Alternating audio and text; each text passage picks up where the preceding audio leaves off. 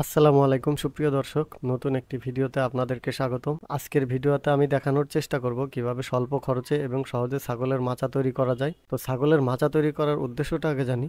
ছাগলের স্বাস্থ্য রক্ষা ও দ্রুত বৃদ্ধি নিশ্চিত করার জন্য উপযুক্ত আবাসন তৈরি করা অত্যন্ত জরুরি। মাচা পদ্ধতি ছাগলের জন্য একটি গুরুত্বপূর্ণ জনপ্রিয় কার্যকরী আবাসন ব্যবস্থা, যা ছাগলকে স্যাঁতসেঁতে মাটি থেকে দূরে রাখে এবং স্বাস্থ্যকর পরিবেশে থাকতে সহায়তা করে। আজ আমরা দেশীয় পদ্ধতিতে সুপারির চটা ব্যবহার করে কিভাবে ছাগলের জন্য একটি মাচা তৈরি করা যায় সে সম্পর্কে জানবো এবং বিস্তারিত দেখব কিভাবে কি তৈরি করতেছি। তো আমার মনে হয় আমার দেখানো পদ্ধতিটাই হবে একটু স্বল্প খরচের পদ্ধতি, যেখানে অতি কম খরচে মাচা তৈরি করা যাবে। তো এক একটি সুপারি গাছ আমাদের কাছ থেকে 200 টাকা করে নেছে। তো স্থান ভেদে আপনারা বিভিন্ন দামে কিনতে পারেন। আমরা টোটাল 4টা গাছ কিনছিলাম, তো আমাদের 4টা গাছই কাটা শেষ হয়ে গেছে। এই যে এখন আমরা পিস পিস করে কেটে নেব। আমাদের ঘরের আড়াআড়ি মাপ অনুযায়ী আমরা যে মাপটা নিয়ে আসছিলাম সেই মাপ অনুযায়ী গাছগুলো কেটে নেব, যাতে আমাদের একটুও নষ্ট না হয়, যেহেতু আমাদের এখানে খরচাপাতি একটু কম করা লাগবে। একটা কথা মাথায় রাখবেন, যত গুড় তত মিঠা। এখানে আমার যেহেতু একটু খরচ কম হবে, সেখানে আমার কিছু ফ্যাসিলিটিও কম থাকবে, সুতরাং এটা আপনার মেনে নিতে হবে। খরচ কম করলে সুবিধা কম পাবেন, খরচ বেশি করলে সুবিধা বেশি পাবেন।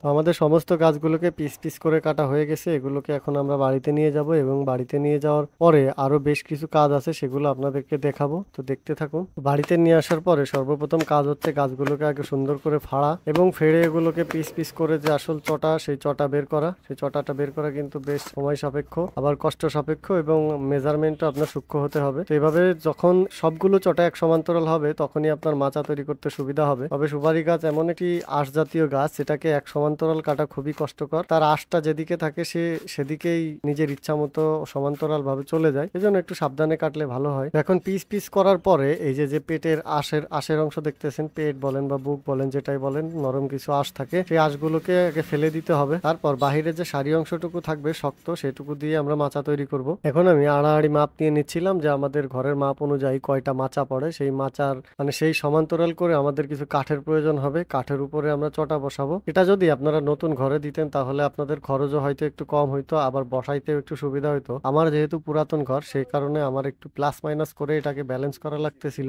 এখন আমরা আমাদের সমস্ত কিছু একত্রিত করার কাজ শুরু করে দিছি। আমাদের কাঠ এবং যে চটাগুলো, এগুলো সব একসঙ্গে জোড়া দিব। তো জোড়া দেওয়ার সময় আমরা একটু এক সাইড সমান করে নিচ্ছি, যাতে অন্য সাইডটা যদি ছোট বড় থাকে সেটাকে আমরা আবার কেটে সমান করতে পারি। তো এক্ষেত্রে আপনি খেয়াল রাখবেন, এক সাইড এক সমান করবেন। হয়তোবা কাটার সময় একটু ছোট বড় হতে পারে, এই জন্য এক সাইড সমান করবেন এবং পরবর্তীতে আরেক সাইড যদি ছোট বড় থাকে সেটা কেটে সমান করে নেবেন। মেজারমেন্ট টেপ দিয়ে মেপে নিলে সবচেয়ে ভালো হয়। তো আপনি যদি অন্য কোনো পদ্ধতিতে করতে চান সেটাও করতে পারেন। আমরা এখানে 1.5 ইঞ্চি এবং 2 ইঞ্চি কাঠ ব্যবহার করছি। এই কাঠের দাম খুব একটা বেশি না, স্থানভেদে কাঠের দাম কম বেশি হয়। তো আমার এখানে টোটাল হচ্ছে 5টা করে দিছি। এক একটা মাচাতে হয়তো 300 টাকা কি 400 টাকা মতো কাঠ খরচা হয়েছে। টোটাল আমি যে কাঠ কিনছি তাতে আমার 3টা মাচা হয়ে গেছে। তো 3টা মাচাতে আমার টোটাল হয়তো 11 থেকে 1200 টাকার কাঠ খরচ হয়েছে। আমাদের এক একটা মাচার মাপ হচ্ছে 4 ফিট করে। আমরা 4 ফিট করে সব মাচাগুলো দিছি। আমাদের সুপারির চটাগুলো বেশ কিছুদিন রেখে দেওয়ার কারণে এটা একটু ড্রাই হয়ে গেছে বা হার্ড হয়ে গেছে। তো এই হার্ড হওয়ার কারণে আমাদের ড্রিল মেশিন দিয়ে ফুটো করার প্রয়োজন পড়তেছিল। তা না হলে নর্মালি আমরা ওই হার্ডের ভিতরে যদি তার কাটা মেরে দিই তো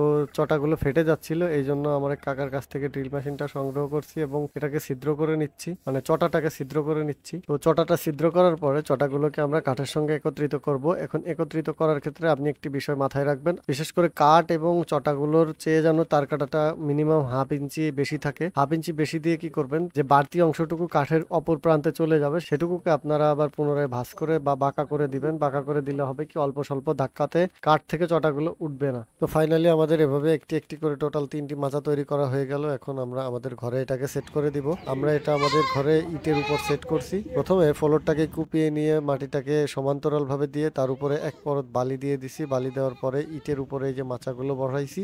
যদিও হয়তো আমার মাচাগুলো যতটুকু উচ্চতায় থাকার কথা ততটুকু উচ্চতায় নেই, তবুও আমার এটাই করতে হবে, যেহেতু আমার পুরাতন ঘর আর আমার ঘন ঘন মাচা পরিষ্কার করতে হবে। এজন্য আমি মাচাগুলোকে ছোট ছোট আকৃতিতে করে নিছি, যাতে আমি খুব তাড়াতাড়ি এটাকে সরাইতে পারি, সরাইয়ে ময়লাগুলো পরিষ্কার করতে পারি। তো আপনারা চাইলে আমার মতো খুবই কম খরচে ছাগলের মাচা তৈরি করে নিতে পারেন এবং যদি কোনো পরিত্যক্ত ঘর থাকে আপনাদের, সেটাকে হালকা মেরামত করে আপনারা আমার মতো এভাবে স্বল্প পরিসরে ছাগল পালন শুরু করতে পারেন। তো সবাই সুস্থ থাকবেন, ভালো থাকবেন। সামনে দেখা হবে নতুন কোনো ভিডিওতে। আল্লাহ হাফেজ।